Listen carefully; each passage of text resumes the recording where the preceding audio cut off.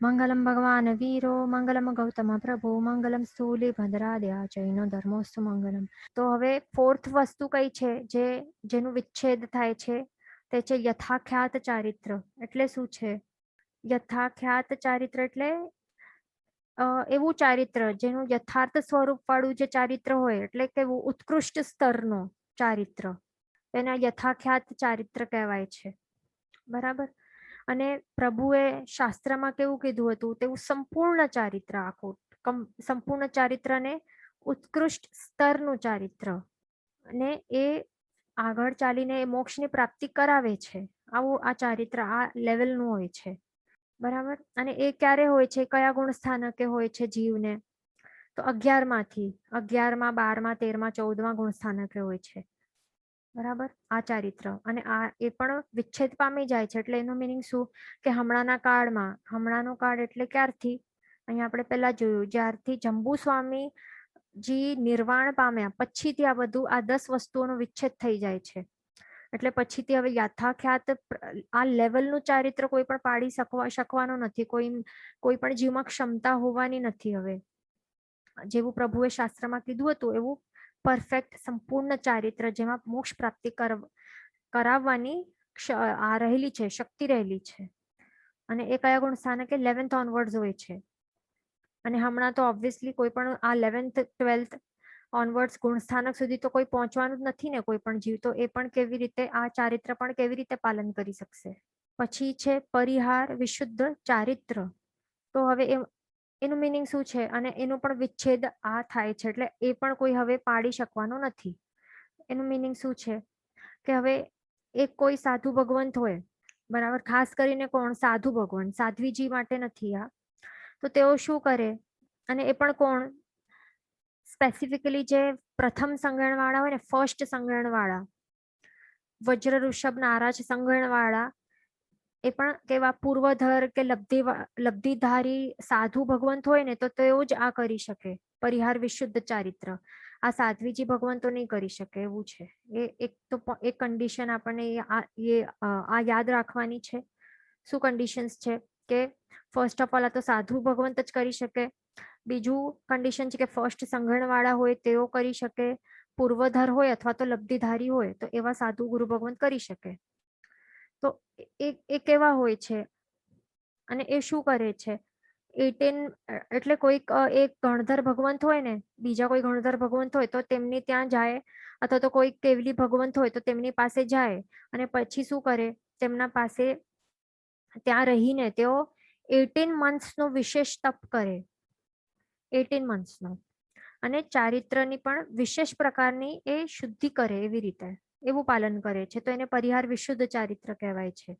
અને એમાં તો એમને બિલકુલ પણ કેવું હોય, શરીર ઉપર મમત્વ જ ન રહેલું હોય એવા પ્રકારનું એ લેવલનું હોય. વિચારો.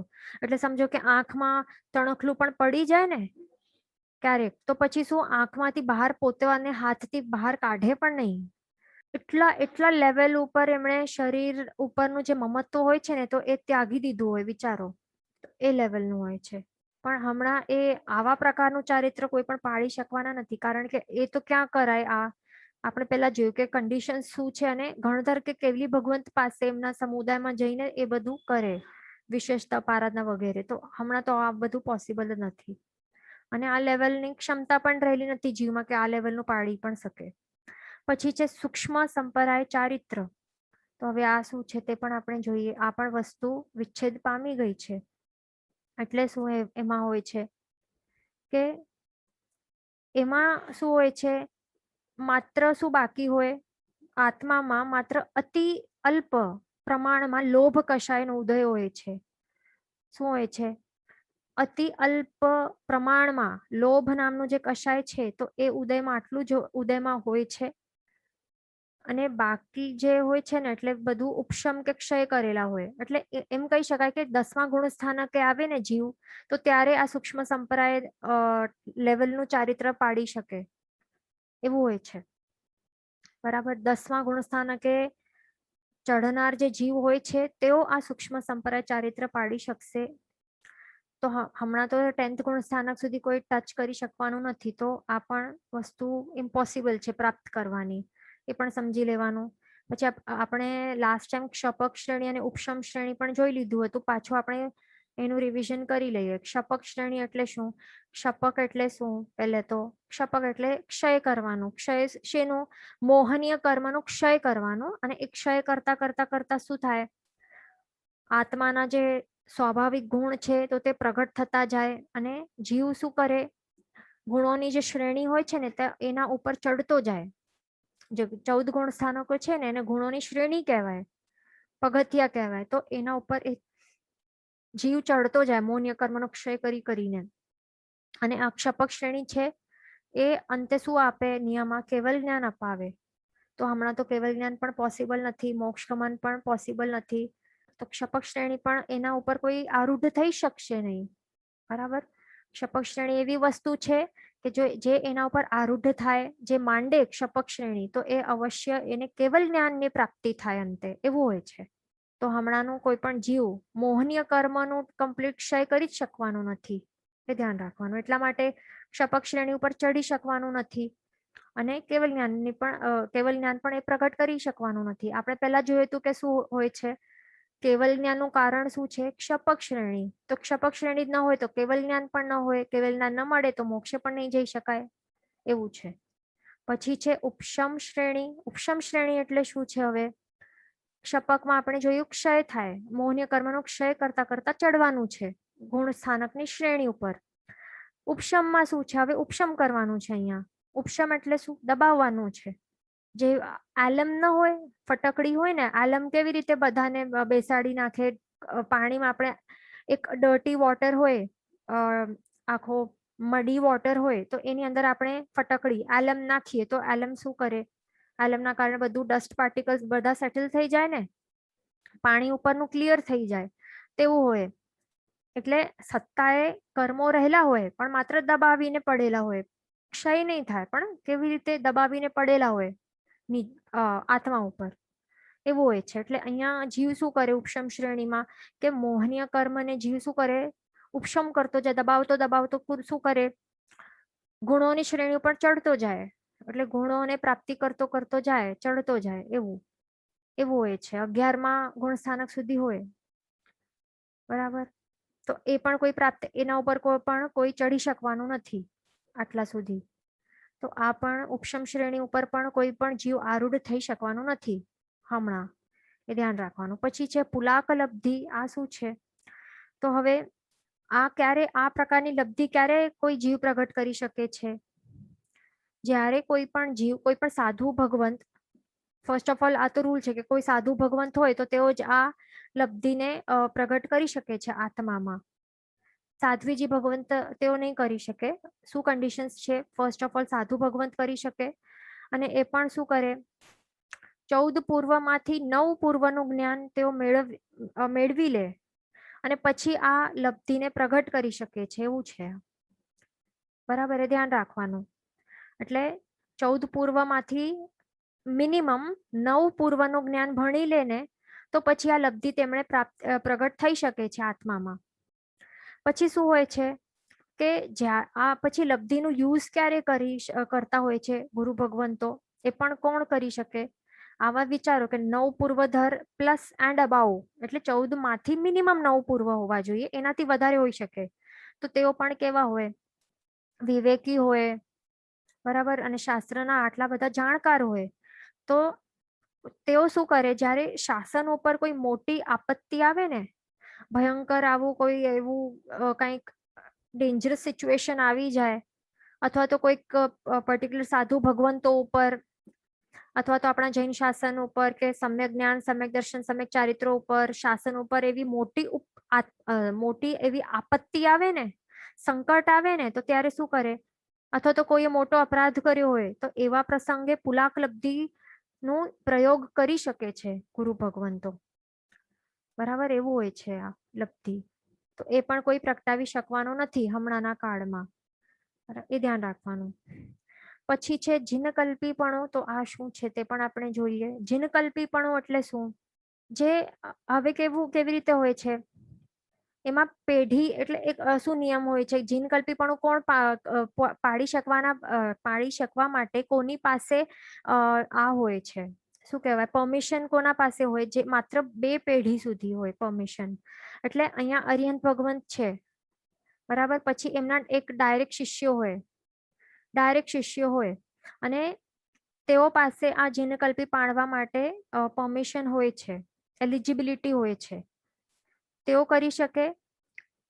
અથવા તો સેકન્ડ પેઢી, શિષ્યના શિષ્ય, એટલે 2 પેઢી સુધી. આ ફર્સ્ટ પેઢી અને આ છે સેકન્ડ પેઢી. તો માત્ર એમના ડાયરેક્ટ શિષ્ય અથવા તો શિષ્યના શિષ્ય, આવી રીતે. એટલે માત્ર આવી રીતે 2 પેઢી સુધી જ આ જીનકલ્પ અંગીકાર કરી શકાય છે. એનાથી પછી થર્ડ પેઢી વાળા કોઈ પણ એમના પાસે અનુમતિ આપતા ન હોય, એ ધ્યાન રાખવાનું. તો આ ફર્સ્ટ કન્ડિશન છે. પછી સેકન્ડ કન્ડિશન છે કે તેઓ ફર્સ્ટ સંગણવાળા હોવા જોઈએ. કોણ? ફર્સ્ટ સંગણ એટલે વજ્ર ઋષભ નારાચ સંગણવાળા. પછી આ જીનકલ્પી જે પણ સાધુ ભગવંત હોય ને, હા, મેન એ પણ છે કે તેઓ સાધુ ભગવંત હોવા જોઈએ, એ પણ છે એક રૂલ, બરાબર. સાધ્વીજી ભગવંતને આ આપતા નથી પરમિશન. પછી તેઓ શું કરે? જીનકલ્પી સાધુ તેઓ એકલા વિચરતા હોય છે, વસ્ત્ર ધારણ પણ નહીં કરે અને પાત્ર પણ એ લોકો વાપરતા ન હોય, બરાબર. એટલે ભગવાન કેવી રીતે, અરિયન ભગવાન કેવી રીતે કરતા હોય છે ચારિત્રનું પાલન? તો એમના જેવું ઓલમોસ્ટ ઘણું બધું એમના જેવું પાલન કરવાનું હોય છે જીનકલ્પીપણામાં. એકલા વિચારવાનું. એટલે મેન તો આ વસ્ત્ર ન હોય ને પાત્રમાં વાપરે નહીં, પાત્ર યુઝ નહીં કરે, કરપાત્રી હોય. તો હવે કરપાત્રી હોય અને આ બધું ન હોય, વસ્ત્ર પાત્ર, એટલે ઉપાધિ જ ન હોય એમના પાસે બિલકુલ પણ, તો પછી પડીલેહણની ક્રિયા પણ કરવાની જરૂર ન હોય ને એમને. નહીં તો શું હોય, આપણે સાધુ સાધ્વીજી ભગવંતોને હમણાં જોયું હશે ને, પડીલેહણની વિધિ કરતા હોય ને, 2 ટાઈમ્સ કરતા હોય ને, સવાર સાંજે. કેમ કરતા હોય? કારણ કે એમના પાસે પાત્ર હોય, પછી બુક્સ હોય, વસ્ત્ર હોય, કંઈક ઉપાધિઓ પડેલી હોય ને, તો એના કારણે એમને બધું પડીલેણ કરવું પડે. પણ હવે આ જીનકલ્પી પણું જેમના, એટલે જે પણ પાડતા હોય છે, એમના પાસે કઈ ઉપાધિ જ ન હોય, આ બધું કઈ જ ન હોય, એટલે પડીલેહણ પણ કરતા ન હોય. વળી તેઓ ઉત્સર્ગ માર્ગ ફોલો કરે, માત્ર કયો? ઉત્સર્ગ માર્ગ જ ફોલો કરતા હોય છે. એટલે ઉત્સર્ગ માર્ગ એટલે જે રાજમાર્ગ હોય ને, સીધો માર્ગ, એ જ ફોલો કરે. અને અપવાદ માર્ગ હોય ને, એટલે અપવાદ માર્ગ એટલે શું? છૂટછાટ વાળો માર્ગ હોય ને, તો તે એનું સેવન નહીં કરે. એટલે ફોર એક્ઝામ્પલ એ જ કે સમજો કે પગમાં કાંટો વાગી ગયો, તો પછી શું કરે? પોતાના હાથથી કાઢે નહીં. એટલે આટલું પરફેક્ટ આ લેવલનું ચારિત્ર પાડે. અને હોય પણ ફર્સ્ટ સંગણ વાળાને, એટલે શારીરિક બળ પણ આટલું જ ઉત્કૃષ્ટ હોય અને સાથે મનોબળ પણ ઉત્કૃષ્ટ લેવલનું હોય. એટલે આ લેવલ સુધી તેઓ આ બધું સહન કરી શકે, આટલી સહન શક્તિ પણ હોય એમના પાસે, એવું હોય. એટલા માટે તેઓ અપવાદ માર્ગનો કમ્પ્લીટલી ત્યાગ કરી નાખે અને આટલા લેવલમાં તેઓ સહન કરે અને કર્મોને ખપાવે. વળી તેઓ શું કરે? માસક ક્ષમણ જેવા તપ કરે, મોટા તપ કરે. અને ક્યાં રહે? જંગલમાં રહે. ત્યાં માત્ર શું કરે? કૌશિક ધ્યાનમાં ઉભા રહે, માસક ક્ષમણ કરે, તો પછી 1 મહિના સુધી વાપરવું નહીં પડે. એટલે એક્ઝામ્પલ છે માસક ક્ષમણ જેવું. એવા તપ કરે, મોટા તપો કરે અને જંગલમાં રહે, એકલા વિચરે અને કૌશિક ધ્યાનમાં ત્યાં ઉભા રહે. તો એવું હોય છે જીનકલ્પીપણું. કાંઈ ઈઝી ન હોય, બહુ ઘણું ડિફિકલ્ટ હોય, બરાબર. વળી તેઓ પ્રતિક્રમણ પણ કરતા ન હોય. કેમ નહીં કરે? કારણ કે પાપ તેઓ કરતા નથી, મોસ્ટલી શું પાપ કરતા જ નથી, એટલા માટે પ્રતિક્રમણ પણ નહીં કરે. એટલે મેન જીનકલ્પ એટલે શું છે? જીનકલ્પ એટલે કે અરિયન ભગવાન જેવું જ ચારિત્ર પાડવાનું, એમના જેવું. એટલે પ્રભુનું અનુસરણ કરવાનું, તેને કહેવાય છે જીનકલ્પ. એવું હોય છે. અને એ પણ કોણ કરી શકે? બધા પાસે. આપણા પાસે તો પરમિશન જ નથી. આપણે પહેલા જોઈ લીધું. કોણ કરી શકે? માત્ર 2 પેઢી જેટલા જે પણ હોય ને, અરિયન ભગવાનના 2 પેઢીના જે પણ શિષ્યો હોય ને, તેઓને જ છે આ એક્સેપ્શન્સ છે. તેઓને માટે જ આવી રીતે અનુમતિ આપેલી છે, બીજા કોઈને પણ અનુમતિ આપેલી નથી. એટલે એ સમજી લેવાનું, આપણાથી એ બધું નહીં કરે. આ સમયમાં તો બિલકુલ નહીં કરાય, કારણ કે છે જ નહીં ને. હવે તો આગળના પેઢી વાળા જ છે ને બધા, તો કોઈના પાસે પરમિશન છે જ નહીં, એ ધ્યાન રાખવાનું. અને તેઓ ઉત્સર્ગ માર્ગની જ ઉત્કૃષ્ટ ક્રિયા કરે જે પણ કરતા હોય એમને કહેવાય છે જીનકલ્પ. આંખમાં પણ તણખલું પડી જાય તો પણ પોતે કાઢે નહીં પોતાના હાથથી, એવું હોય છે. તો આપણે આ 10 વસ્તુઓ જોઈ લીધી કે આ 10 વસ્તુઓનો વિચ્છેદ થાય છે, થયું છે ક્યારથી? જંબુસ્વામી ભગવંતના નિર્વાણ પછી આ બધું 10 વસ્તુઓનો વિચ્છેદ થાય છે. તો એના કારણે પછી શું થશે? હવે કોઈ પણ જીવ કેવલ જ્ઞાન પ્રગટ કરી શકશે નહીં, અથવા તો કેવલ જ્ઞાન પ્રગટ થાય એના માટે જે રીઝન્સ છે જેમ કે ક્ષપક શ્રેણી, તો એ પણ કોઈ પણ સાધી શકશે નહીં, કોઈ પણ આત્મામાં પ્રગટાવી શકશે નહીં, એવું હોય છે. એ ધ્યાન રાખવાનું. બરાબર. અહીંયા ક્વેશ્ચન છે, could you please explain again પુલાક લબ્ધિ. પુલાક લબ્ધિ એટલે શું? એમાં શું છે?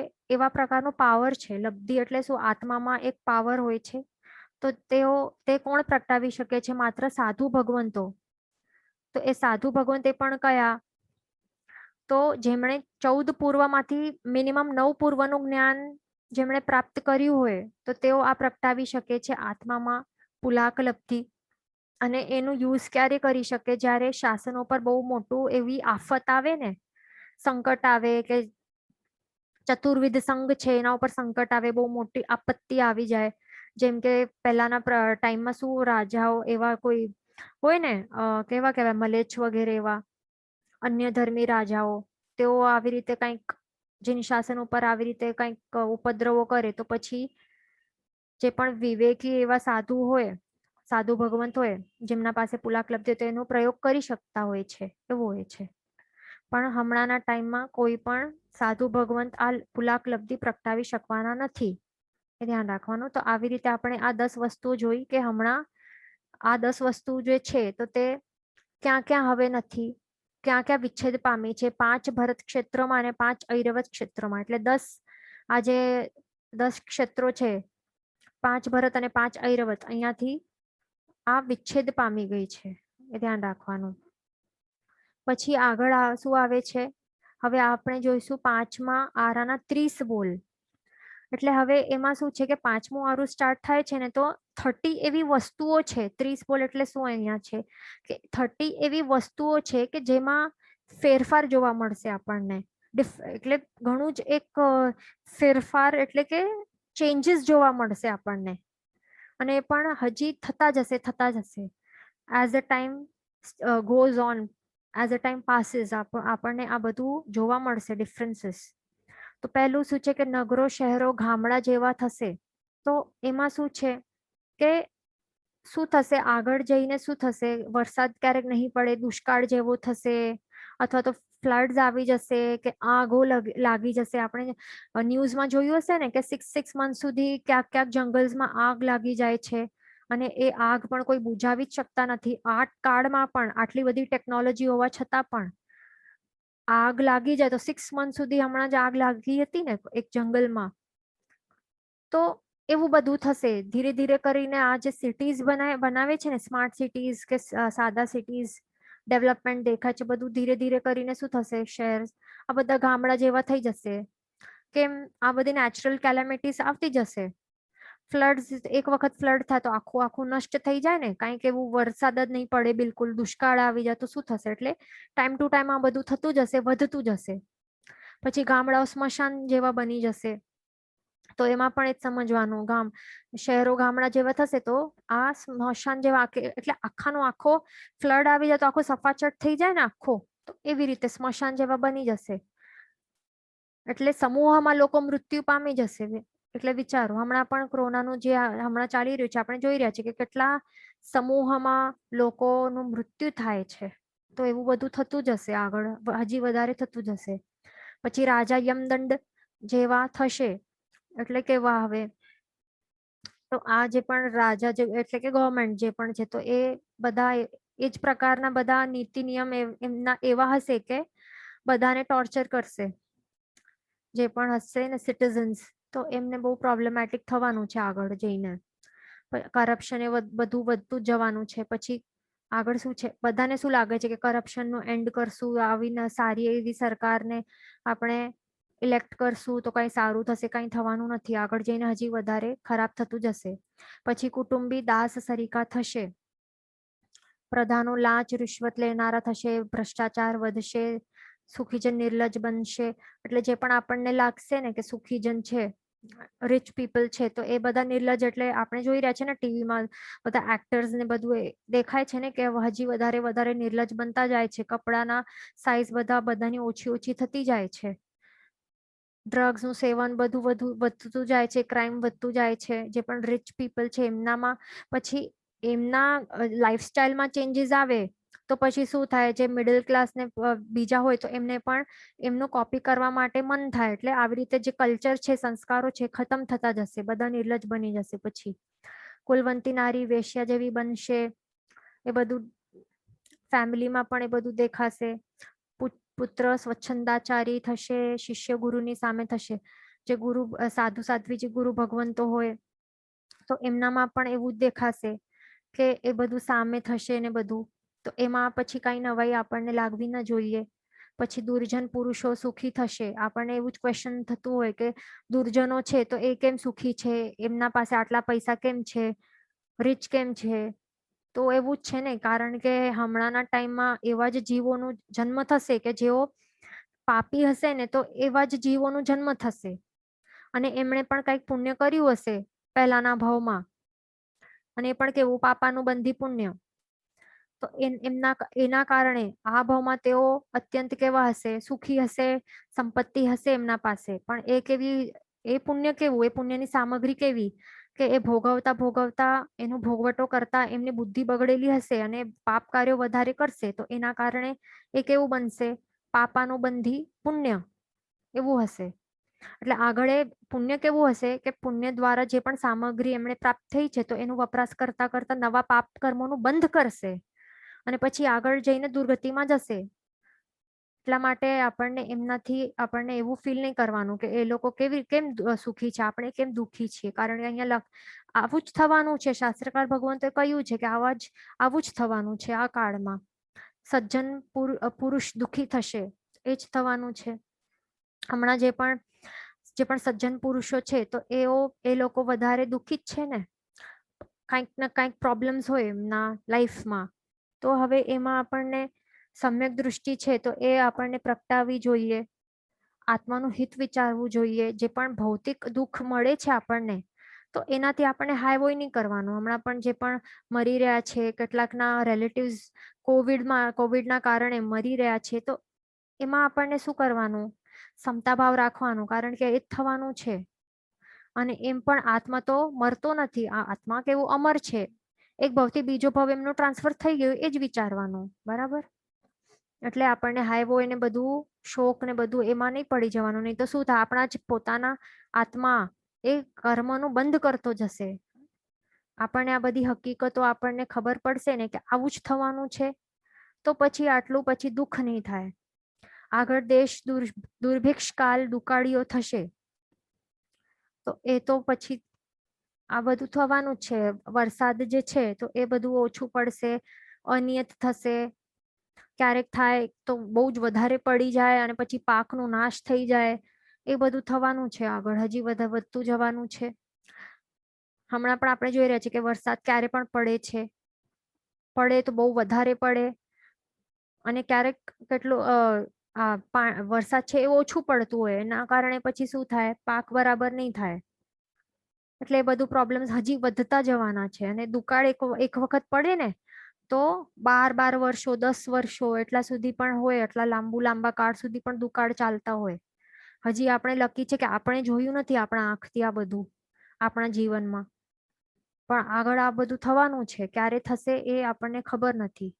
એટલે ઘણું ઘણું વધારે ધર્મ કરતા જવાનું. એમ નહીં વિચારવાનું કે ઓલ્ડ થશું એટલે અમુક ઉંમરમાં આવશું, 50+ થશું કે 60+ થશું પછી ધર્મ કરશું, એવું નહીં કરવાનું. હમણાંથી જ આજથી જ કરવાનું.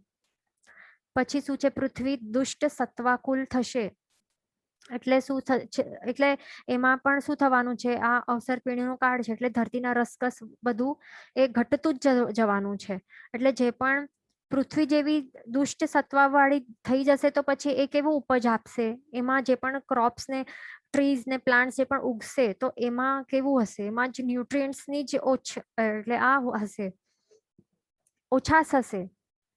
અને એના કારણે પછી આપણે એવું જ ભોજન વાપરશું તો પછી શું થશે, આપણું શરીર પણ બળ પણ એ ઘટતું જશે ને, રોગોની પછી સંભાવના રહેશે એ બધું, એટલે રોગો આવતા જશે, એટલે એ બધું કનેક્ટેડ છે ડાયરેક્ટલી. એવું બધું થશે કારણ કે જેવા જેવા આપણે પૂતગલો વાપરશું, આહારના પૂતગલો જેવા આપણા પેટમાં જશે તો તેવું જ આપણું શરીર પણ જે છે તો એવું જ એ અબ્ઝોર્બ કરશે ને. ન્યુટ્રિયન્ટ્સ વાળું હોય, સારા ન્યુટ્રિયન્ટ સારા પૂતગલ વાળું હોય આહાર, તો એના કારણે શરીરમાં પણ બળ વધે ને. પણ આવું જ હશે આ બધું ખાવાનું જ, એટલે એ પણ કે કોના કારણે, પૃથ્વીમાં જેવું જ હશે, એની જે ફર્ટિલિટી એ પણ ઘટતી જશે વળી, એ પણ થવાનું છે, હજી વધતું જવાનું છે. જે ફાર્મિંગ લેન્ડ્સ હોય ને એ ઓછા ઓછા થતા જવાના છે.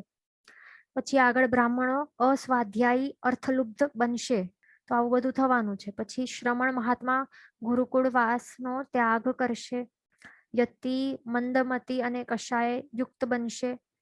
તો યતિ એટલે શું હોય છે, યતિ એટલે સાધુ, એટલે કે જે ચારિત્રધારી હોય, 5 મહાવ્રત નું પાલન કરે અને પાપનો ત્યાગ કરે, અને વળી કષાયોનો પણ ક્ષય કરવા માટે એ યત્ન કરે ને યતિ કહેવાય. શું? કષાયોને ક્ષય કરવાનો યત્ન કરે એટલે પ્રયત્ન, તો એને યતિ કહેવાય. એટલે કે મેઇન સિમ્પલ વર્ડ્સમાં સાધુ. તો એ પણ કેવા બનશે, મંદમતી, એટલે બુદ્ધિની, એટલે એમના માટે જ નહીં સમજવાનું. મંદમતી એટલે માત્ર એમની જ કઈ બુદ્ધિ ઘટતી નહીં જશે, પણ આપણી બધાની બુદ્ધિ એ કેવી થશે, મંદ થતી જશે. અને કષાયુક્ત આપણે બધા થશું, એટલે ક્રોધ માન માયા લોભનું સેવન વધતું જ જશે. અને પછી આપણામાંથી જ પછી કોઈ સાધુ બનશે ને, તો એ જ, તો એમના માટે પણ સેમ રૂલ જ અપ્લાય થશે, એટલે કષાયો તેમનામાં પણ વધશે.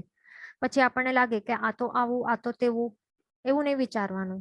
આપણે બધા એવા જ, એટલે શ્રાવક શ્રાવિકાઓમાં પણ એ વધવાનું છે, બધામાં વધવાનું છે, બરાબર. એટલે કોઈના પર પિન પોઈન્ટ નહીં કરવાનું, નહીં તો આપણા પછી આપણે નિંદા કરશું, ખાસ તો સાધુ સાધ્વીજીઓની, તો શું થશે, આપણા ચીકણા પાપ કર્મોનું બંધ થશે. પછી આપણને આગળ જઈને જો ચારિત્ર સ્વીકારવાનું મન પણ થશે ને, તો પણ અંતરાયો આવશે, આપણે સ્વીકારી નહીં શકશું. અને મેન તો એ તો દૂરની વાત છે, આપણને પછી જીન શાસન જ નહીં મળે, ભવોભવ સુધી રખડી પડશું.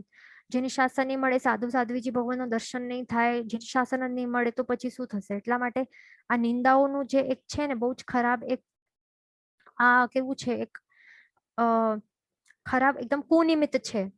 દુર્ગતિ લાવવા માટે એક બહુ મોટું એક કારણ છે. એટલે જે સાધુ સાધ્વીજી કે તીર્થંકર ભગવાન કે આવા જે ગુણીજનો હોય ને, એમની નિંદા, કોઈ તપસ્વી પણ હોય, એમની નિંદા તો બિલકુલ નહીં કરવાની. અને કોઈ નિંદા પણ કરતો હોય ને, તો એ સાંભળવાનું પણ નહીં કાનથી.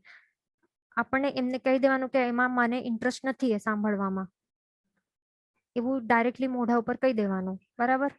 અને આટલા સુધી કહેલું છે આપણા શાસ્ત્રમાં કે અત્યંત સાચે કોઈ દુર્ગુણી વ્યક્તિ પણ હોય ને, સાચે ગુણ જ નહીં હોય, આપણને લાગે કે એકદમ દુર્ગુણી છે, તો એની પણ નિંદા નહીં કરાય આપણાથી. તો આ તો કોણ છે, સાધુ સાધ્વીજી, પછી આપણા અરિયન ભગવાન, એ બધા એ તપસ્વી, આ બધું શું છે, એ તો મોટી કક્ષાના છે ને, લેવલ ગુણ સ્થાન, એટલે ગુણની કક્ષામાં એ ઘણા મોટા છે, તો એમની તો બિલકુલ નિંદા નહીં કરાય. ખાસ ધ્યાન રાખવાનું આપણને, બરાબર. અને નિંદા જો કરવી જ હોય ને, બહુ મન થતું હોય, તો માત્ર પોતાના આત્માની નિંદા કરવાની. આપણે જે પણ પોતે જે આપણે આલોચના, ભવાલોચના શું છે, ભવાલોચના મેં જ કરવાની હોય ને, નિંદા ગરહા કરવાની હોય, એટલે પોતાની બેસી બેસીને નિંદા કરશું ને, તો એનાથી ઘણા પાપ કર્મોની નિર્જરા થશે. એટલે નિંદા કરવાનું મન હોય તો પોતાનું કરવાનું, બીજા કોઈનું નહીં, ખાસ ધ્યાન રાખવાનું. પછી આગળ શું છે, સમ્યક દૃષ્ટિ દેવ મનુષ્ય અલ્પબલી થશે. એટલે એમાં શું છે, હવે મનુષ્ય તો અલ્પબલી થશે, તો આપણે પહેલા જોયું કેમ, કારણ કે મનુષ્ય કેવા ઓછા પુણ્યદય વાળા હશે ને, તો તેઓ જન્મ લેશે આ કાળમાં, આ આરામાં. આપણે જેવી રીતે આપણો પણ જન્મ હમણાં થયું છે, કારણ કે આપણા પુણ્ય ઓછા પડ્યા, એટલા માટે આ કાળમાં, આ ક્ષેત્રમાં આપણો જન્મ થયું છે. તો એવું છે. પણ જે દેવ છે, હા તો હા દેવો સહાય કેમ, દેવો પણ અહીંયા શું શા માટે લખેલું છે કે અલ્પબલી થશે, સમ્યક દ્રષ્ટિ દેવો. એવું નથી કે તેઓ અહીંયાનું જે 5 ભરત અને 5 ઐરાવત ક્ષેત્રો છે ને, તો અહીંયા જ આ બધું ફેરફાર જોવા માટે મળશે ને. તો સમ્યક દ્રષ્ટિ દેવો શું અહીંયાના થોડી છે આ 10 ક્ષેત્રોના. જે સમ્યક દ્રષ્ટિ દેવ તો પોતપોતાના જે પણ ભવનો હોય કે દેવલોક હોય તો ત્યાંના નિવાસી હોય ને, તો એમના ઉપર આ લાગુ નહીં પડે ને. છતાં પણ અહીંયા કેમ લખેલું છે કે તેઓ અલ્પબલી થશે? તો તેઓ અહીંયાના મનુષ્યોની અપેક્ષા લખેલું છે. એટલે કેવી રીતે કે મનુષ્યો જે છે ને, તો એમનું સત્વ જ ઓછું હશે, એટલે એવા જ જીવો પહેલા તો મનુષ્ય એવા જ અહીંયા જન્મશે કે જેનું ઓછું પુણ્ય છે અને સત્વ પણ ઓછું છે. તો એના કારણે જે સમ્યક દ્રષ્ટિ દેવોની સાધના આરાધના પણ કરશે ને, તો પણ દેવો સહાય કરશે નહીં, કારણ કે આપણા પોતાના જ પુણ્ય ઓછા છે, આપણો પુણ્ય જ નથી. અને પુણ્ય હશે તો પણ સત્વ નથી આપણામાં, એટલા માટે તેઓ પછી સહાય જ નહીં કરશે. તો એ અપેક્ષા લખેલું છે કે સમ્યક દ્રષ્ટિ દેવતાઓ અલ્પબલી થશે. સાચે કઈ એમની શક્તિમાં ઘટાડો નથી થવાનો, એ તો જેવા છે એવા જ રહેશે ને. એ થોડી 5 ભરત 5 ઐરાવતના નિવાસી છે ને, એટલે એ ધ્યાન રાખવાનું. અને મેન તો આ લેવલના સાધક આરાધક આત્મા જ અહીંયા જન્મશે ને, કે લેવલના કરશે સાધના આરાધનાઓ, એવું છે. તો એટલા માટે દેવોને સહાય કરવાનું મન પણ નહીં થાય. તો એ અપેક્ષા ત્યાં લખેલું છે, ધ્યાન રાખવાનું. પછી આગળ શું છે કે મનુષ્યને દેવના દર્શન નહીં થાય. તો હવે દેવનું દર્શન પામવા માટે પણ ઘણું પુણ્ય જોઈએ આપણને. કારણ કે શું હોય, એક એવું નિયમ ટાઈપ છે કે દેવ દર્શન ક્યારે પણ ખાલી નહીં જાય, તે ઈચ્છિત ફળ આપનારો જ બને. બરાબર એવું હોય. તો હવે મનુષ્યોના જ પુણ્ય એટલે એવા જ મનુષ્યનો જન્મ થશે આ આરામાં કે જેમનો પુણ્યોદય આ લેવલનું હશે જ નહીં. તો પુણ્યોદય નહીં હશે તો દેવતાઓનું દર્શન પણ દુર્લભ જ બને ને. અને વળી દર્શન આપે દેવ તો પછી કંઈક ના કંઈક આપીને જાય, વરદાન આપીને જાય. એટલે જે પણ ઈચ્છિત હોય વસ્તુ તે એ ઈચ્છા પૂરી કરીને જાય. એટલે એવું કહેવાય છે કે દેવ દર્શન ક્યારે ખાલી નહીં જાય, ઈચ્છિત ફળ એ આપે. તો પુણ્ય જ નથી તો પછી દર્શન જ નહીં થાય તો ઈચ્છિત ફળ ક્યાંથી મળશે, એવું છે. પછી વિદ્યા, મંત્રો અને ઔષધિનો પ્રભાવ ઓછો થશે. તો સમજો કે હવે વિદ્યાઓ હોય, મંત્રો હોય, તો એમાં શક્તિ ક્યારે એ શક્તિ એટલે એમાં પાવર ક્યારે આવે છે વિદ્યાઓ કે મંત્રોમાં? આપણને ખ્યાલ છે ને કે દેવતાઓ દ્વારા અધિષ્ઠિત હોય ને, સિદ્ધ કરેલા હોય, દેવતાઓ દ્વારા અધિષ્ઠિત હોય આ મંત્રાક્ષરો, તો ત્યારે એનો પ્રભાવ વધે છે ને, એવું હોય ને. અમુક અમુક અક્ષરો હોય એમાં, તો એમાં શું થાય, દેવતાઓ એટલે દેવતાઓ પછી મજબૂર થઈ જાય કે આપણી હેલ્પ કરવા માટે તેઓ મજબૂર થઈ જાય. એવા અસિદ્ધ વિદ્યાઓ ને મંત્રો હોય. પણ હવે એમાં એ જ વસ્તુ છે ને કે હવે હમણાંના ટાઈમમાં કોઈ પણ એવા પ્રકારના સાધક જ હશે નહીં કે જે સત્વશાળી હશે, પુણ્યશાળી હશે. પુણ્ય અને સત્વ આ બે જ વસ્તુ તો એકદમ ઇમ્પોર્ટન્ટ છે. પુણ્ય હોય અને સત્વ ન હોય તો પણ નહીં ચાલે, સત્વ હોય અને પુણ્ય ન હોય તો પણ નહીં ચાલે. બંને હોવું જરૂરી છે ને. તો સાધક પાસે આ બંને હોવા જરૂરી છે, કારણ કે દેવતાઓ આવશે અને પછી કંઈક પરીક્ષા લેશે. બરાબર, પુણ્ય હશે તો દેવતા આવશે, પછી સત્વ છે કે નહીં આ સાધકમાં તો એની પરીક્ષા કરશે કંઈક. તો પછી સત્વ જ નહીં હશે તો ત્યાં ફેલ થઈ જશું. એટલે કઈ ડગમગાવા કંઈક આવું ટેસ્ટ એ લોકો આપે તો પછી આપણે ત્યાં ડગમગાઈ જઈએ, તો સત્વ જ નહીં હોય તો ડગમગાઈ જઈએ. અને પછી દેવતા એ તો પછી ચાલ્યા જાય ને. એ પછી થોડી ઈચ્છિત ફળ આપે કે વિદ્યા મંત્ર હોય એ પણ પછી એનો પ્રભાવ થોડી થાય, કઈ નહીં થાય. એટલે મેન શું છે, સાધનાની શુદ્ધતા હોવી જરૂરી છે. તો તે હમણાં કોઈ સાધકોમાં એવી એ લેવલની શુદ્ધતા હશે જ નહીં. કેમ હવે? કારણ કે આહાર પણ આપણા કેવા બન્યા છે. હવે આ બધું જો વર્ક કરવાનું, એટલે આપણે જોઈએ કે આ બધું વર્ક કરે આપણા જે પણ વિદ્યાઓ કે મંત્રો હોય, તો આપણે જોઈએ કે વર્ક કરે તો ત્યારે સાધકનું જે આહાર હોય ને, તો આહાર પણ કેવું હોવું જોઈએ, સત્વ વાળું હોવું જોઈએ ને. તામસિક થોડું પણ હોય, રસકસ વાળું હોય તો થોડી એનું અસર થાય. સાધનાની શુદ્ધતા રહે જ નહીં ને પછી, કારણ કે મન જ અશુદ્ધ થઈ જશે, મનમાં અશુદ્ધતા આવી જાય એટલે પછી એ બધું કામ નહીં કરે. અસર જ નહીં કરે. બરાબર. વિદ્યા મંત્રો એ પછી અસર ક્યાંથી કરશે? કારણ કે જ્યારે ભાવમાં જ વિશુદ્ધતા નહીં હશે તો પછી આ બધું કામ નહીં કરે ને. પછી આપણને લાગે આપણે કેટલા બધા જાપ મંત્રો કરીએ છીએ છતાં પણ કઈ અસર કેમ નથી થતી? કારણ કે આપણો આહાર તો જોઈ લો પહેલે, આહાર કેવું છે, ફૂલ ડે નું રૂટીન કેવું છે. આવું બધું કરવાથી થોડી થાય. જે પણ રિયલ સાધક હતા ને તો એ કેવું વાપરે, આઈમ્બિલ જેવું વાપરે, એટલું રૂલ્સ રેગ્યુલેશન્સ વાળું એક જીવન જીવે. સવાર ઉઠીને મેડિટેશન જાપ વગેરે કરવા માટે બેસે, એ બધું અલગ જ હોય એમનું રૂટીન. તો ત્યારે બધું સિદ્ધ થાય ને પછી ત્યારે કામમાં આવે એવું હોય. અને બીજું અહીંયા છે ઔષધિનો પ્રભાવ, એ પણ ઓછો થશે. બરાબર. તો એ પણ ઔષધિઓ ક્યાં ગ્રો થાય છે? આ જમીન ઉપર ને. તો જમીનનું જ રસ, જમીનમાં જે બધું ઘટતું જશે એમાં જ એ પાવર હશે રહેશે નહીં. તો પછી ઔષધિઓનો પણ જે પણ જડીબુટીઓ કે હર્બ્સ બધા ગ્રો થાય છે ને, તો એમાં પણ પછી એ ના હોય ને, પાવર નહીં હોય. જે પણ રોગ કે કઈ પણ મટાડવાનું પાવર એ પણ એમાં ઘટતું જશે આગળ જઈને. એવું છે. નહીં તો પહેલા જ શું હતું, થોડીક પણ પહેલા સૂંઠ વાપરી દેતા હતા તો પછી ઓન ધ સ્પોટ શું થાય, સારું થઈ જાય, શરદી ને બધું બેસી જાય. પણ હમણાંના ટાઈમમાં કેટલાને એલર્જી ને શરદીઓને થઈ છે, કેટલું પણ આ બધી વસ્તુઓ વાપરે, જડીબુટીઓ કે સૂંઠો કે કઈ પણ, તો એમાં પણ એનાથી પણ કઈ થતું નથી ને. નાના મોટા રોગો હોય તો એ બધું મટી જાય થોડુંક પણ આ બધું કંઈક વપરાશ કરવાથી. પણ હમણાં કેટલું પણ વપરાશ કરીએ કઈ થતું, અસર થતી નથી ને. તો એવું છે.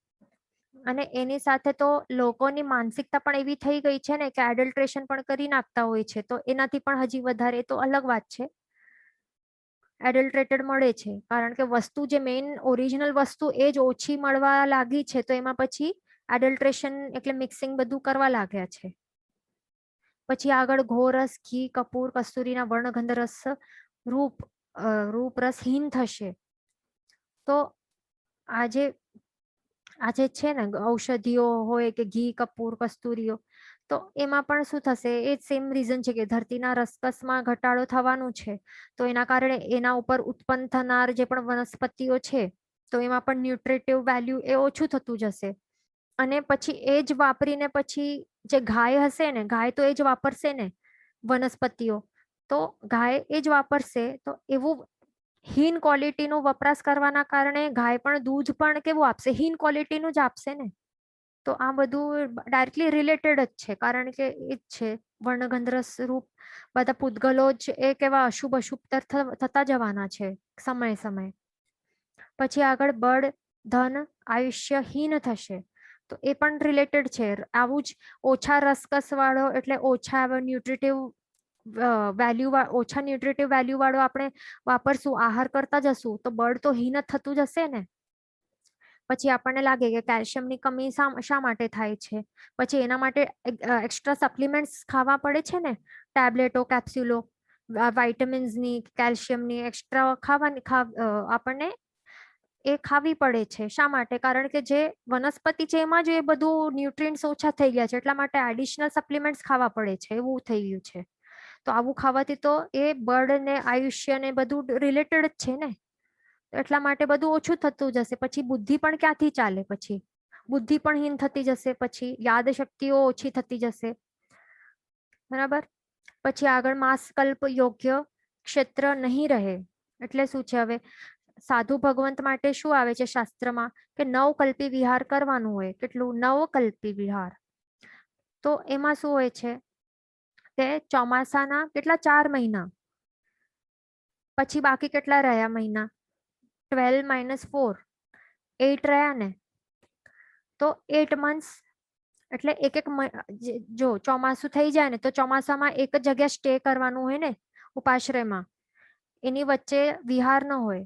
એટલે ચોમાસામાં થઈ જાય એના બાદ એક વિહાર, પછી બાકી રહ્યા 8 months. તો દરેક એક મંથ બાદ એક વાર વિહાર કરવાનું.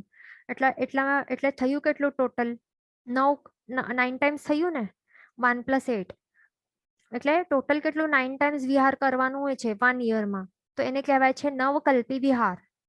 બરાબર. તો એવું હોય છે કે એક મહિના સુધી ગુરુ ભગવાનને શું સ્થાયી રહેવું પડે છે ને. ચોમાસા સિવાયના કેટલા 8 મંથ્સમાં એક મહિના સુધી એક જગ્યા સ્થાયી રહેવું પડે છે અને પછી વિહાર કરવાનું છે, એવું રીતે શાસ્ત્રમાં કહેલું છે. તો એને કહેવાય છે માસ કલ્પ. તો હવે માસ કલ્પ યોગ્ય ક્ષેત્ર નહીં રહે એટલે શું? હવે કે શાસ્ત્રમાં શું બતાડ્યું છે કે માસ કલ્પ યોગ્ય ક્ષેત્ર કેવા હોય, એટલે એ એવા હોય કે એક ક્ષેત્ર કેવું હોય કે ત્યાં રહેનારા જે લોકો હોય ને, તો એ લોકોને સાધુ ભગવંત ઉપર અપ્રીતિ ભાવ ના આવે. આ ફર્સ્ટ પોઈન્ટ, અપ્રીતિ ભાવ ના આવે. તો એવા લોકો ત્યાં રહેતા હોય એવું ક્ષેત્ર એ માસ કલ્પ કરવા માટે યોગ્ય ગણાય.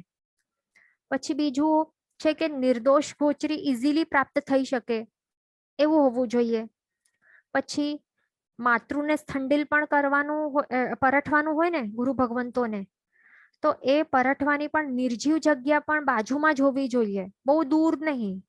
જેમ કે 2 કિલોમીટર 1 કિલોમીટર ચાલીને જવાનું પરઠવા માટે, પણ એવું પણ ન હોવું જોઈએ, કારણ કે સેફટી ઇશ્યુઝ આવી જાય ને. પછી સાધ્વીજી ભગવંતો સાધુ ભગવંતો સેફટી ઇશ્યુઝ આવી જાય, એટલા માટે એવું બધું બરાબર નથી. એટલે માતૃસ્થંડિલ પરઠવાની જગ્યા પણ કેવી બાજુમાં જ હોવી જોઈએ, પણ નિર્જીવ એટલે નિર્જીવ જગ્યાએ બાજુમાં જ હોવી જોઈએ. ગોચરી પણ બાજુમાંથી જ પ્રાપ્ત થઈ જાય એવી. પછી 4th પોઈન્ટ શું છે કે નવવાડ બ્રહ્મચર્ય પાડી શકે. નવવાડનું એટલે 9 ટાઈપ્સનું, વાડ એટલે ટાઈપ્સનું, વાડ એટલે ફેન્સ કહેવાય, એ તો અલગ વિષય છે. તો શું વાડ નવવાડ એ અલગ વિષય છે. મેન શું છે કે જે નવવાડનું જે બ્રહ્મચર્ય છે તો એ પ્રોપરલી પાડી શકે ગુરુ ભગવંતો. તો આ અમુક છે એવા કન્ડિશન્સ. તો આવા પ્રકારના કન્ડિશન્સ જે પણ જગ્યામાં ફૂલફિલ થઈ શકે ને, તો એવી જગ્યાને શું કહેવાય છે? માસ કલ્પ યોગ્ય ક્ષેત્ર. તો હવે શું છે, આ પછી જે આ 5મો આરો છે એમાં બધું ઘણા બધા ફેરફાર થશે ને. તો સ્ટાર્ટિંગમાં હતું, પછી ધીરે ધીરે કરીને આવી જગ્યાઓ પછી રહેશે નહીં, આગળ જઈને શું થશે, રહેશે નહીં. એટલે એનું મિનિંગ શું થયું કે ગુરુ ભગવંતોને નિર્દોષ ગોચરી ઇઝીલી પ્રાપ્ત થઈ શકશે નહીં બાજુમાંથી, દૂષિત ગોચરીઓ પ્રાપ્ત થશે અને એ પણ દૂર દૂર જવું પડશે, ઊંચા ઊંચા ટાવરો ચડવા પડશે. એ બધું હમણાંથી દેખાય છે ને આપણને. પરઠવા માટે મુંબઈમાં જગ્યાઓ છે, બાજુમાં બિલ્ડિંગ છે, અને કે બધા કોઈ પરઠવા માટે જાય તો ત્યાં ચિલ્લમચિલ્લી સ્ટાર્ટ થઈ જાય લોકોની, અપ્રીતિભાવ આવી જાય પછી કે અહીંયા પરઠવે છે, એટલા માટે એ પણ આપણને દેખાય છે. એટલે આપણને એ ધ્યાન રાખવાનું કે આ જે જગ્યાઓ છે ને પરઠવાની જગ્યાઓ, તો એ બધું એટલે આપણે પોતે વ્યવસ્થા કરી આપવાની. અને ઘર પણ આપણને ઉપાસ રહ્યો ને તો એના બાજુમાં જ આજુબાજુમાં જ લેવાનું, બહુ દૂર દૂર. અને નીચે 1st 2nd ફ્લોર આટલું બસ છે એના, કે એક વખત 3rd ફ્લોર પણ ચાલે, પણ ટાવર્સમાં આપણે શ્રાવકોને તો લેવાય જ નહીં. શ્રાવકો લે ત્યાં ઉપરના ફ્લોર ઉપર નહીં લે ને ઘર, કારણ કે એમને ખ્યાલ છે સુપાત્ર દાન છે, એનું મહત્વ ખ્યાલ છે એમને. તો શ્રાવકો હોય તો એ આટલા ઉપર ટાવર્સમાં રહેવા નહીં જાય ને, દૂર દૂર આટલા, એટલે દૂર દૂર પોતાનું નામ કરવા માટે તો તેઓ જાય પણ નહીં, પણ ઉપાશ્રયની આસપાસ જ ઘર લે. બરાબર. એટલે આવા જે છે ને માસકલ્પ યોગ્ય ક્ષેત્ર એ ઓછા થતા જશે અને પછી રહેશે નહીં. પછી આગળ શું છે, પ્રતિમાનો વિચ્છેદ થશે. અને હમણાં પણ જો ગવર્મેન્ટે પણ આવી રીતે પછી રૂલ્સ પાડે ને કે કંઈક આવું વિષ્ટા છે એનું વિસર્જન કરવા માટે પણ કોઈ વિસર્જન કે આવું કરશે તો પછી ફાઇન લગાડશે. તો પછી આવું જો રૂલ્સ એકદમ સ્ટ્રિક્ટલી એ લોકો પાસ કરશે તો પછી એ બધું કેવી રીતે થશે, પરઠવાની ક્રિયા અને બધી કેવી રીતે કરશે ગુરુ ભગવંતો. એટલે એ પણ પછી આ બધું પ્રોબ્લેમેટિક થતું જશે પછી આગળ ચાલીને એવું. પછી આગળ શું છે, પ્રતિમાનો વિચ્છેદ થશે. તો હવે નેચરલ કેલામિટીઝ એ તો થતી જવાની છે આગળના ટાઈમમાં, વધારે ને વધારે પ્રમાણમાં થતી જશે. તો એના કારણે પછી શું થાય કે જે પણ અશાશ્વતા હોય ને, જે જૈન ચૈત્યો અશાશ્વતા દેરાસર હોય કે પ્રભુ મૂર્તિ હોય, તો એના ઉપર પછી એવી રીતે આફત આવશે નેચરલ કેલામિટીઝના કારણે, એવી રીતે પણ થઈ શકશે. અને ક્યારેક શું કરે દેવતાઓ, તેઓ શું કરે આવી રીતે થાય ને તો મૂર્તિ હોય ને પ્રભુ મૂર્તિ, તો એમને સુરક્ષિત સ્થાને તેઓ ત્યાં રાખી દે. બરાબર. આવી રીતે પોસિબિલિટી છે. અથવા તો મૂર્તિઓ જે હોય ને તો તેઓ વિચ્છેદ પણ પામી જાય, એવું પણ હોઈ શકે છે. બરાબર. અથવા તો કોઈ એવા મ્લેચ્છો હોય તો તેઓ શું કરે, આપણને ખ્યાલ જ છે ને દેરાસરનું ડિસ્ટ્રક્શન્સ કેટલા, જે મુઘલ એમ્પરર્સ આવ્યા હતા પહેલાના સમયમાં, મોહમ્મદ ગાઝી ને કે કોણ હતા જે આવ્યા હતા, તો એમણે શું કર્યું હતું, જે આપણા દેરાસરો હતા અને પ્રતિમાઓ હતી ભગવાનની પ્રતિમાઓ, એમણે સીધા તલવારથી ઘા કરીને વિચ્છેદ કરી નાખતા હતા ને ખંડિત કરી નાખતા હતા.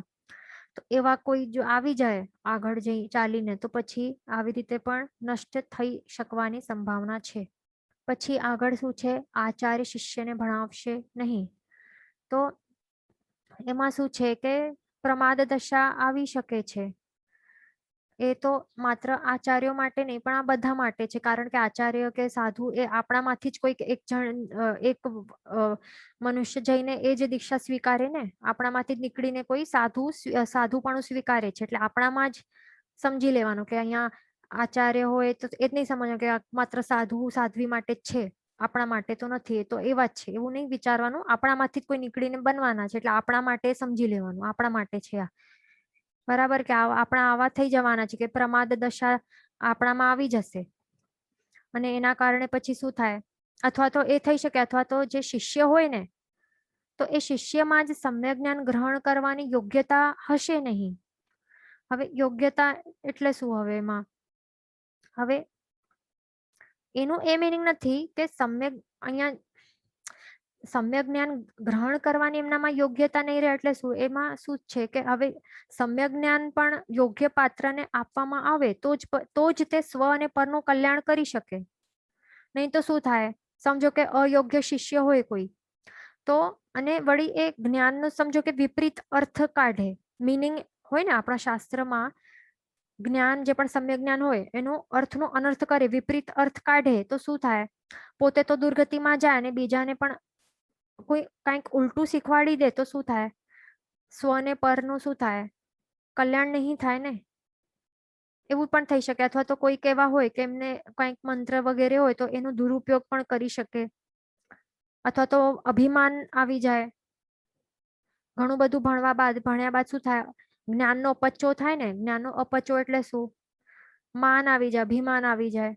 તો એને કહેવાય કે શું છે, જ્ઞાન ભણવાનું સમ્યક જ્ઞાન એ શું સમ્યક જ્ઞાન આપવા માટે, તેઓ ગ્રહણ કરવા માટે તેમના પાસે આ યોગ્યતા રહેલી નથી.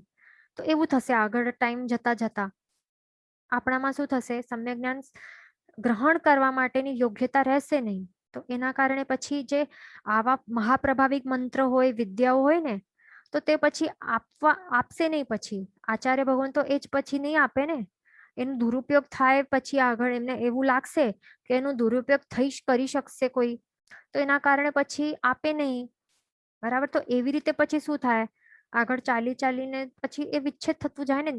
સમ્યક જ્ઞાન કેવી રીતે, પહેલા દ્વાદશાંગી જેટલું હતું, 12 અંગ જેટલું હતું, પછી આગળ ચાલીને શું થતું હતું. એટલે હવે પાઠ પરંપરામાં સૌથી પહેલા કોણ આવે છે, સુધર્મા સ્વામી આવે છે ને, ગણધર ભગવંત.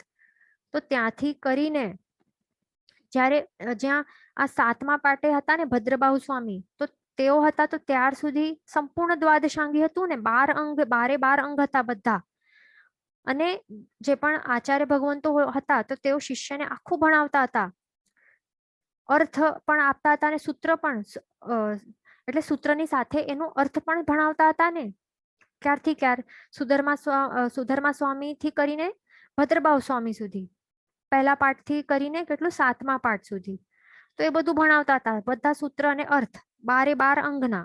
પણ પછી શું થયું આગળ, આચાર્ય ભગવંત હતા ભદ્રબાહુ સ્વામી, તો એમણે શું, એમના શિષ્ય હતા સ્થૂલીભદ્ર સ્વામી, તો એમણે એ ભણાવતા હતા અને 14 પૂર્વમાંથી કેટલું ભણાવ્યું, 10 પૂર્વ જેટલું જ્ઞાન આપ્યું, અર્થ સહિત આપ્યું, સૂત્ર પ્લસ અર્થ બધું આપ્યું એમણે. પણ શું થયું આગળ ચાલીને, સ્થૂલીભદ્રજીમાં શું આવે, એમને મળવા માટે એમની 7 બહેન મહારાજ સાહેબ પધાર્યા હતા. તો સ્થૂલીભદ્રજીને મન થયું કે મેં શું શું શીખ્યું છે તો તે મને બતાડવું છે એમને. એટલા માટે એમણે શું કર્યું, સિંહનું રૂપ ધારણ કરીને બેસી ગયા. અને ત્યારે એમની બહેન મહારાજ સાહેબ પછી ડરી ગયા ને એમને જોઈને. એમણે શું લાવ્યું કે ભાઈ મહારાજ સાહેબને આ સિંહે ખાઈ લીધું છે. તો પછી ભાગતી ત્યાં ભદ્રબાહુ સ્વામીજી પાસે ત્યાં પહોંચી અને એમણે બધું જણાવ્યું. તો એ સાંભળીને જ ભદ્રભાવ સ્વામીજી આચાર્ય ભગવાન તેમણે ખ્યાલ આવી ગયું કે હવે આ કાળ એવું સ્ટાર્ટ થયું છે કે હવે શિષ્યોમાં યોગ્યતા રહેશે નહીં. એટલા માટે એમણે સ્થૂલીભદ્રજીને શીખવાડ્યું આગળનું જ્ઞાન. એમણે ના પાડી કે હવે 10 પૂર્વથી આગળનું જ્ઞાન હું આપીશ નહીં હવે, કારણ કે હવે યોગ્યતા લાગતી નથી, કે આ કાળના કારણે હવે યોગ્યતા લાગતી નથી અહીંયા આપવાની આગળનું જ્ઞાન. પછી સંઘે ઘણી વિનંતી કરી, તો એના કારણે પછી એમણે શું કર્યું, બાકીના 10 તો આપી દીધા હતા ને અર્થ સહિત, 10 પૂર્વ અર્થ સહિત આપ્યા હતા, પણ બાકીના આગળના 4 પૂર્વ હતા તો માત્ર કેટલું કેવી રીતે સૂત્રથી જ આપ્યા પણ અર્થ નહીં આપ્યું, એવું કર્યું. તો ત્યાં જ શું સમજી લેવાનું કે એ જ સમયે શું થયું કે જે 4 પૂર્વનું જ્ઞાન હતું, 14 પૂર્વમાંથી જે 4 પૂર્વનું જ્ઞાન હતું, તો એનો અર્થ જે હતું તો એ તો અલભ્ય બની ગયું ને, વિચ્છેદ પામ્યું ને. એ જ સમયે અર્થ તો આપ્યું નહીં ને, ખાલી સૂત્ર આપ્યું, કારણ કે હવે શિષ્યમાં યોગ્યતા રહી જ નહીં. એમણે એ જાણી લીધું અને આગળ પણ હજી એવી જ રીતે થવાનું છે. તો આવી જ રીતે શું થવાનું છે, આચાર્ય ભગવંતોને લાગશે કે શિષ્યમાં યોગ્યતા રહેશે નહીં, તો પછી આવા કોઈક એકદમ મહાપ્રભાવિક મંત્રો હશે કે આવી રીતે જ્ઞાન હશે તો એ આપશે નહીં. પછી યોગ્યતા જોઈને જ આપવું પડે છે, આવી રીતે હોય. તો એવી જ રીતે શું થયું, પછી આખો જે 12મું દૃષ્ટિવાદ નામનું જે અંગ હતું, તો એ આખો 12મા અંગનું પછી વિચ્છેદ થઈ ગયું. બાકી હતા કેટલા, 11 અંગ બાકી હતા. પણ શું થયું હતું આગળ, જે મુગલો આવ્યા હતા તો મુગલોએ શું કર્યું, ઘણા બધા આપણા શાસ્ત્રો હતા ને, ગ્રંથો હતા, એમણે શું કર્યું, બાળી નાખ્યો. પણ એ પણ કેવી રીતે, 6 મહિના સુધી એમનું જે કિચન હતું ને, કિચનમાં ચલાવવા માટે, એટલે અગ્નિ જોઈએ ને પ્રજ્વલિત કરવા, ખાવાનું પકાવવા માટે, ચૂલા સળગાવવા માટે અગ્નિની જરૂરત હોય ને, તો એ અગ્નિને ચાલુ રાખવા માટે એમણે શું કર્યું હતું, લાકડા નહીં વાપર્યા, પણ લાકડાની જગ્યા આપણા જૈનોના, આપણાના જે ગ્રંથ હતા, શાસ્ત્ર હતા, બુક્સ હતા, તે બધા નાખ્યા, તે બાળી નાખ્યા અને એનાથી અગ્નિ પ્રજ્વલિત કરીને ખાવાનું પકાવ્યું સળંગ 6 મહિના સુધી.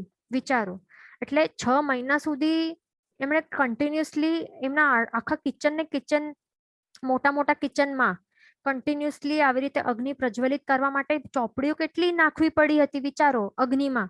એટલે આપણા એનાથી આપણે ખ્યાલ, એટલે એક અનુમાન લગાડી શકીએ કે આપણા ગ્રંથ અને શાસ્ત્રો કેટલા હતા, કે 6 મંથ સુધી સળંગ એમને નાખવું પડ્યું. ત્યારે પછી એટલે નાખવું પડ્યું હતું 6 મંથ સુધી, એટલે કેટલા બધા, તો ત્યારે જ એને સળગાવીને કેટલા ખાક કરી નાખ્યા. તો એવી રીતે વિચ્છેદ થતું ગયું પછી, બરાબર. પછી આગળ જતા પછી 45 આગમ અવેલેબલ છે હમણાં, બરાબર. અમુક જે છે ને 45 આગમ પણ છે ને, તો એમાંથી પણ કેટલી બધી ગાથાઓ હમણાં લોપ થઈ ગઈ છે. હમણાંના ટાઈમમાં પણ અમુક પ્રમાણમાં જ હમણાં આપણી પાસે છે 45 આગમમાંથી પણ. એવી જ રીતે આગળ જઈને હજી વિચ્છેદ પામતું જશે 45 આગમમાંથી. પછી છેલ્લે કેટલું રહેશે, છેલ્લા સુધી માત્ર 10 શ્રી 10 વૈકાલિક સૂત્ર જેટલું રહેશે. અને એક તો એક્ઝામ્પલ આપણને ખબર છે ને કે ઉવસગરમ કેટલું 25 ગાથાનું હતું ને, લગભગ 25 ગાથા. તો હમણાં કેટલી છે ગાથાઓ, માત્ર 5 ગાથાઓ છે ને. અને એ જે પણ ઉવસગ્રમ સ્તોત્ર બોલે તો એના કારણે પછી દેવતાઓને હાજર થવું એટલે એક કમ્પલસરી જેવું જ હતું. પણ હમણાં તો એ બધું દેવદર્શન પણ દુર્લભ છે અને બાકીની ગાથાઓ પણ વિચ્છેદ પામી ગઈ છે, એવું છે. તો એવી રીતે છે. એટલે 5મા આરાના અંત સુધી માત્ર 10 વૈકાલિક સૂત્ર રહેશે અને પછી 6ઠ્ઠો આરો જેવી રીતે સ્ટાર્ટ થશે ને, તો ત્યારે જે બધું વિચ્છેદ પામશે, એ ધ્યાન રાખવાનું. તો એવી રીતે છે આ.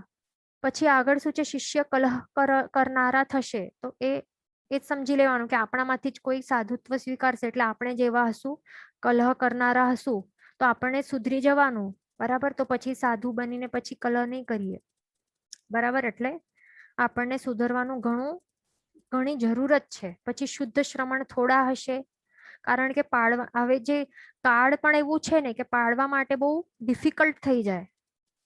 કેવું છે, હમણાં તાપ કેટલું લાગે છે, આપણને સહન પણ કરી શકતા નથી, આટલું તાપ લાગે છે ને. તો એટલા માટે બધું સહન કરવા માટે મુશ્કેલ લાગશે. તો એટલા માટે પછી શું છે કે આપણને લાગશે કે શુદ્ધ શ્રમણ હવે થોડા છે, પણ જે પણ ભાવથી પાડશે તેઓ પાડશે. પણ બહારથી આપણને લાગે કે એ લોકો ચપ્પલ વાપરે છે, એ બધું કરે છે, પણ કાળ જ એવું છે કે જે બોડી છે ને, શારીરિક જે શક્તિ છે, જે સહન શક્તિ છે, તો તે જ ઘટી ગઈ છે. તો એના કારણે એ બધું અલાઉ કર્યું છે. બરાબર. સંગણ પણ આપણા બધાના નબળા થઈ ગયા છે. આપણને એસી વગર ચાલે છે, હમણાં નથી ચાલતું. તો એવું બધું છે. એટલા માટે આપણને ધ્યાન રાખવાનું, આ બધું ફેરફાર થવાનું છે. એટલે ધર્મમાં જ રહેવાનું. આગળનું આપણે નેક્સ્ટ વીક કન્ટિન્યુ કરશું, સેમ ટાઈમ સેમ ડે. અહીંયા આપણો સમય થવા આવ્યું છે. જીન વચન વિરુદ્ધ બોલાયું હોય તો મિચ્છામિ દુક્કડમ. સર્વમંગલ માંગલ્યમ સર્વ કલ્યાણ કારણમ પ્રધાનમ સર્વધર્માણમ જનમ જેતિ શાસનમ પ્રણામ.